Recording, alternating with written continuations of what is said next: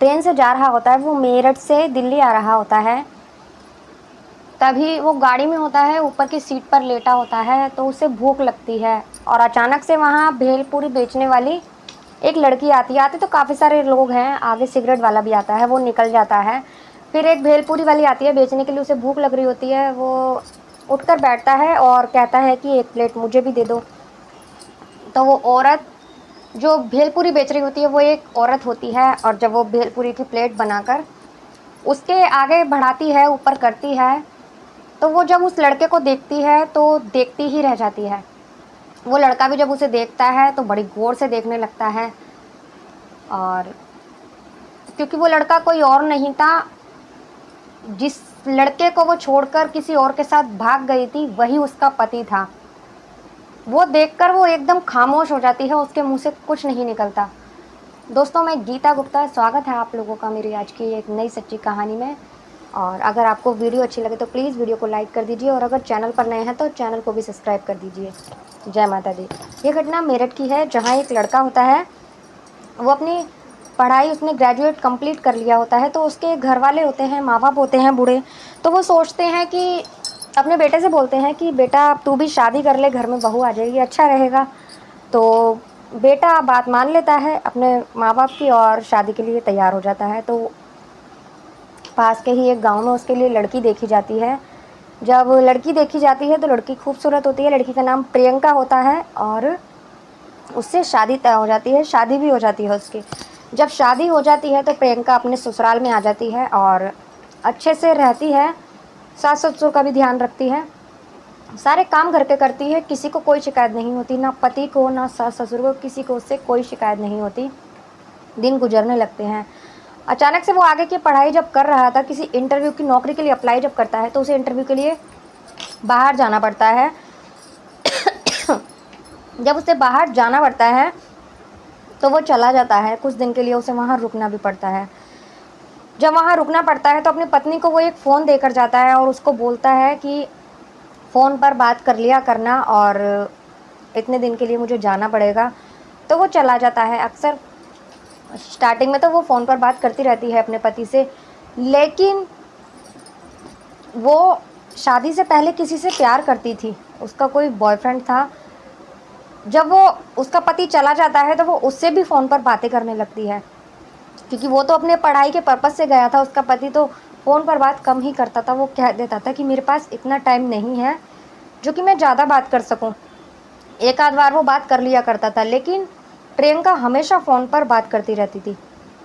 और जब प्रियंका बात करती रहती थी फ़ोन पर, तो उसके सास ससुर को कभी कोई शक ही नहीं हुआ उस पर, क्योंकि हम सारा काम वो घर का करती थी, पहले की तरह ही जैसे उसका पति था उसके सामने वो उसके माँ बाप का ख्याल रखती थी, ऐसे ही वो उसके जाने के बाद भी उसके माँ बाप का ख्याल रखती है, घर का सारा काम करती है, लेकिन अक्सर फ़ोन पे बात किया करती रहती थी। तो उसके सास ससुर को कभी शक नहीं हुआ। एक दिन उसका पति जो होता है वो वापस आता है, और आने के बाद में 2-4 दिन के लिए रुकता है। जब वो रुकता है तो देखता है कि उसके फ़ोन पर एक फ़ोन आया है। जब उसके फ़ोन पर फ़ोन आता है, 2-3 बार फ़ोन आता है वो, तो उसने फ़ोन साइलेंट कर रखा था, पता नहीं चलता उस फ़ोन का। लेकिन जब बाद में वो देखता है तो उस पे मिस कॉल होती है। तो वो मिस कॉल होती है तो वो देखकर चौंक जाता है, वो कहता है कि पता नहीं ये किसका नंबर है। लेकिन वो अपनी पत्नी से कुछ नहीं पूछता। जब पत्नी से कुछ नहीं पूछता तो वो उसके फ़ोन में मैसेज देखता है उसी नंबर से। जब मैसेज देखता है तो वो नंबर अपने फ़ोन में मैसेज से फॉरवर्ड कर लेता है, नंबर ले लेता है वो। जब वो नंबर ले लेता है तो वो उस नंबर पे कॉल करता है और उससे पूछता है कि आप कहाँ से हो। तो वो जो लड़का बताता है, उस लड़के का नाम राहुल होता है।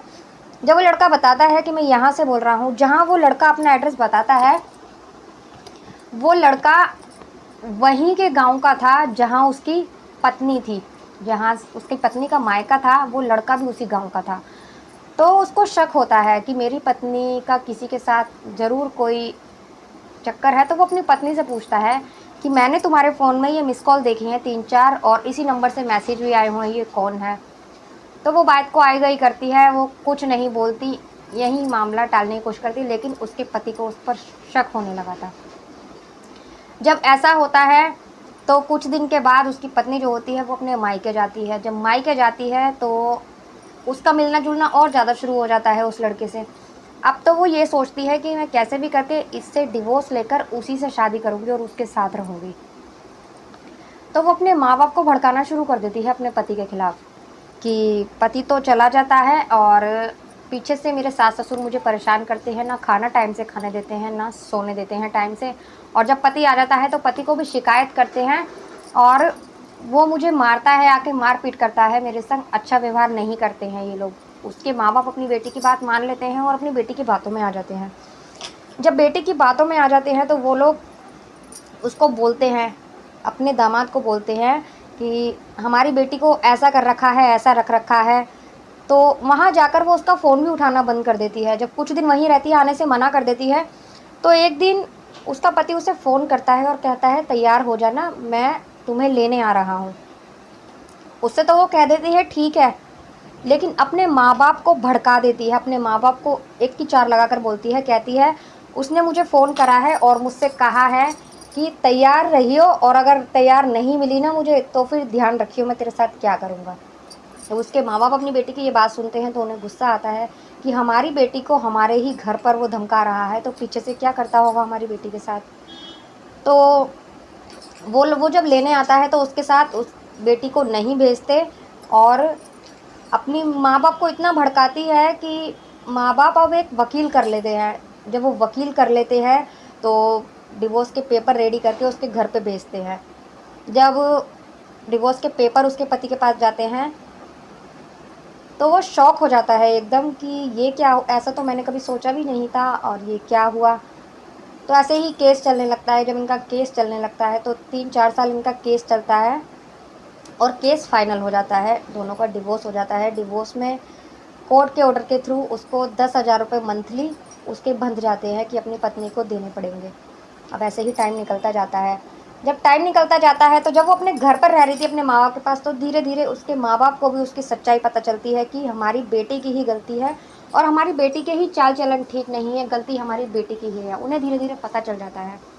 अब जब उन्हें धीरे धीरे पता चल जाता है तो एक दिन ऐसा होता है, वो अपनी बेटी को भी बोलने लगते हैं उल्टा सीधा कि तूने इतने अच्छे लड़के को छोड़ दिया, ये है वो है। तो वो मौका देखकर जिससे वो प्यार करती थी उसके साथ फरार हो जाती है, वहाँ से उसके साथ भाग जाती है। अब जब उसके साथ भाग जाती है तो धीरे धीरे ये खबर उसके उनके दामाद को भी पता चलती है जिससे डिवोर्स हो चुका था। जब उसे पता चलती है तो जो वो पैसे दे रहा था 10,000 रुपये, अगर जिसे पत्नी को जब ऐसे मंथली पैसे देने पड़ते हैं कोर्ट की वजह से, जो बंधे होते हैं पैसे, अगर लड़की को कुछ हो जाए या फिर लड़की कहीं चली जाए तो वो कोर्ट कैंसिल कर देती है, फिर उसे नहीं देने पड़ते हैं।